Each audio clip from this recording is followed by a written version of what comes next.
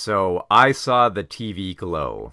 It's a film that's all about nostalgia, anxiety, and the transgender experience.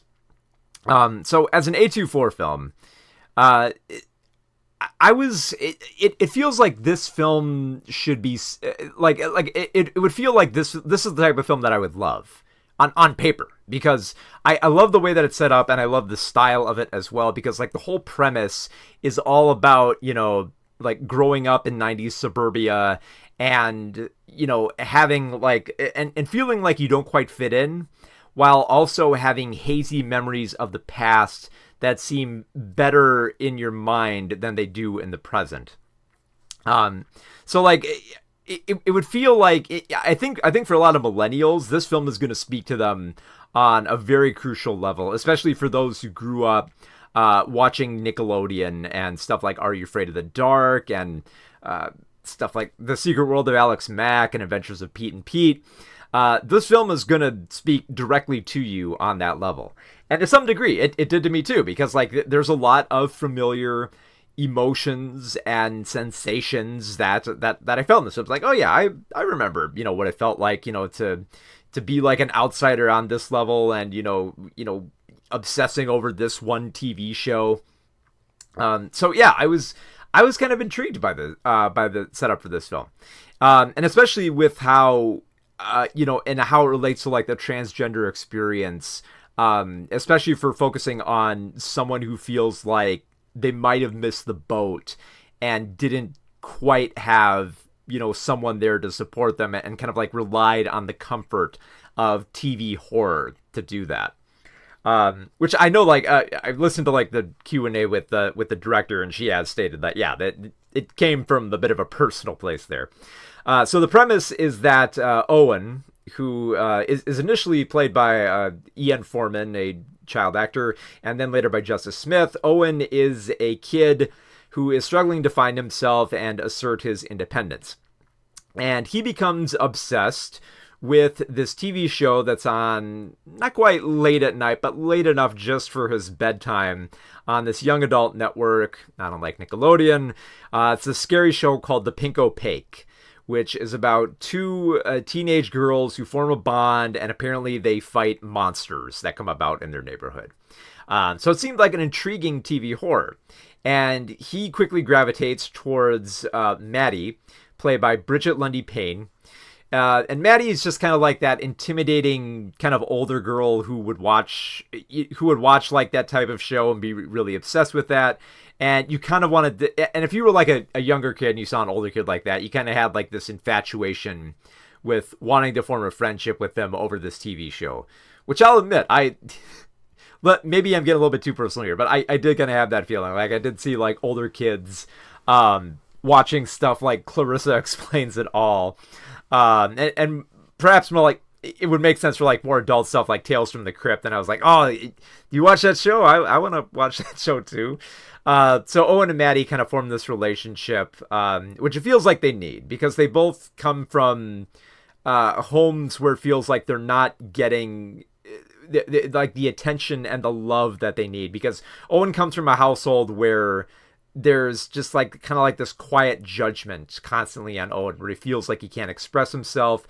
Whereas with Maddie's home, there's just constant screaming from her parents upstairs. So she just locks herself within the comfort of the basement, turns on the TV, and just watches The Pink Opaque with Maddie.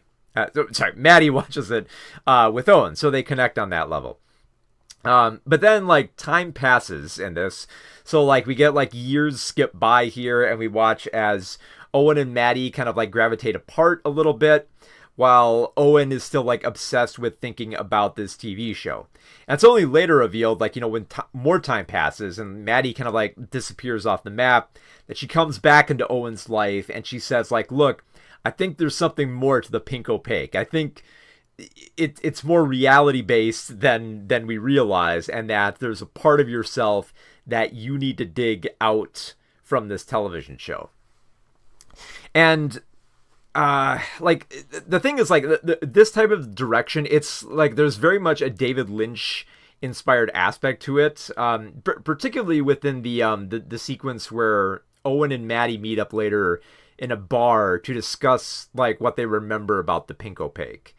And and it's framed in a way that it would be with like Twin Peaks, where like they have like long conversations where there's kind of like awkward and pregnant pauses between them, while there's like a musical interlude and like a break point where like there's a band up on stage. We cut to that for a little while, and then we'd come back to the conversation, which is still going on a little bit longer and talking about something deeper.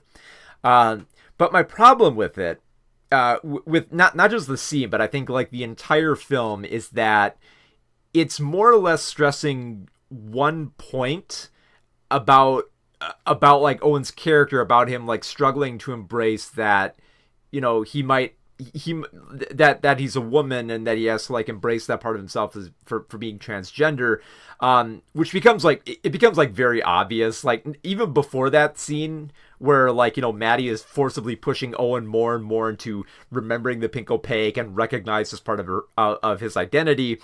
There's a lot of big clues throughout, like specifically I think within like the first like minute or two, we see Owen in like a gym class, and they're playing with like that giant parachute that you used to play in gym class, but it's got like the transgender colors on it. So it's like yeah, in case there's tons of like obvious signs that yes, this is about like the transgender experience and fearing that you can't be yourself and come out, and fearing that it might be too late for you. I don't have a problem with the theme itself. It's just that it feels like the theme, it's only expressing one thing and not divulging much more through like the nostalgia.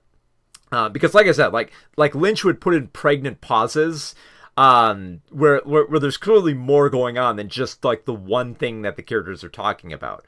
But within I Saw the TV Glow, like specifically within that bar scene, it's just the one thing they're talking about. So there's a lot of scenes that it feels like it's touching on something deeper, when in fact it seems like it's more of like a solo theme that is just like elongated, like taffy throughout these scenes, to the point where it's almost kind of like, you know, like I get it that, you know, you go to nostalgia for comfort and you're struggling to find your identity. That's unique, but I feel like if you're going to spend that much time and have this much skipping around and in time and playing with memory and stuff like that, there should be something more to explore with that.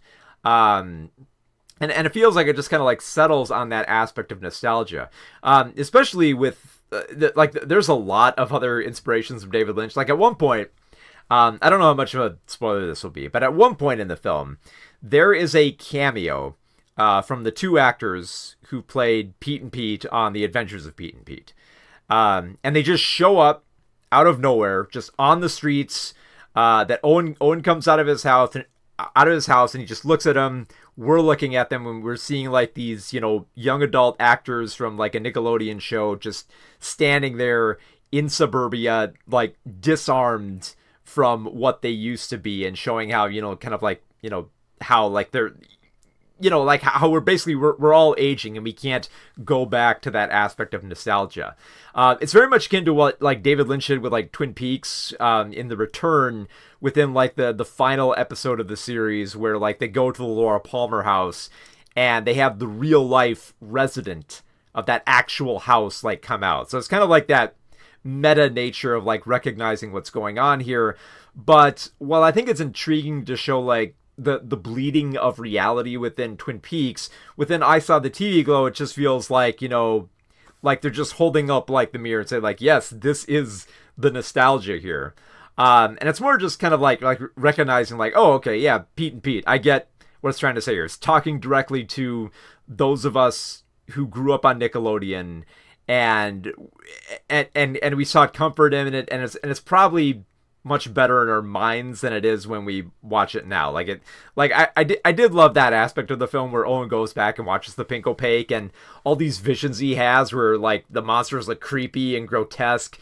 They turn out to just be silly. Like they look like Power Rangers monsters or something dorky like that, which I think is interesting. But again, I would have liked to have seen that explored more. Like, I mean, I like the fact that it does tap it. Like, this film is definitely going to speak, I think, to a lot of younger people who are not millennials, who didn't grow up with this type of nostalgia. I think they're going to get something more from that, especially for being much younger and just starting to recognize how the stuff you watched when you were younger was more scarier than it is when you're an adult. And another credit to the film.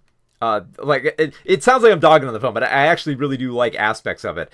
I think this film actually does a great job nailing the atmosphere of the 1990s suburbia, better than a lot of other films do. Like, you know, this film definitely came from a personal place. And like, you know, the director, Jane Schumer, just let her heart and her nostalgia just explode all on the screen and make it very personal. And atmosphere-wise, it works. It works so well. Like, if you want to get a good idea of what it felt like, you know, to feel like an outsider in 1990s suburbia, this is a good representation of that. But I can't help but feel like there's more to explore with this concept than just the one theme. Good as it is, because I know that for a lot of people, especially you know, people who are transgender who are gonna watch this film, and they're gonna be able to relate to this film hard. And I think just finding those familiar sensations is going to go a long way into, you know, feeling like not just that you're represented, but that, you know, that the anxiety is understood and that it's given the level of horror that it deserves within this aspect of growing up this way. And I don't know, maybe it's just that, you know, I had too high demand, but it's like, it's one of those things where it's like, okay, yes, I get it. You know, Owen is supposed to be transgender, like all the signs are there, like there's blinking neon lights, like here it is. And yet, even with how much detail Jane put into this film, I get the feeling there's still going to be people who are not going to be able to read the room. There's still going to be people who are like, what is this film about? It's like, it's right there. They're telling you. Owen was in a dress at one point. They're making it obvious for you. So yeah, like on that level, I think for being so obvious, I kind of like got a little bit annoyed that the film didn't find something more to explore in its elongated moments. But at the same time, I'm torn because the atmosphere is really good. I love the way it's shot. I love the way they progress and touch on nostalgia and how TV shows change when you get older. All that stuff is interesting. I just think there's more to say with it here. It feels like we're only scratching the surface of a much better film here, and it only ends up being kind of a good film that needs it needs to spend more time. It needs to say just a little bit more, I think, to evoke it. Just because, like, I can see there's tons of potential here, especially with the way that Jane directs this film, and yeah, like there's definitely aspects where I would say, you know, like watch this film to get like a good idea of like 90s nostalgia. If you like that kind of stuff and you like films that lean into that, this is a great movie for that. But if you're someone who's really good at reading allegories and you get tired of them just repeating themselves over and over, you might get a wee bit annoyed with this film the same way that I did. But yeah, in terms of like the way it's directed, it's pretty good beyond its thematic levels. On a surface level, it looks amazing. The tone is great. The familiar sensations feel personal, and I very much look forward to whatever film Jane makes next.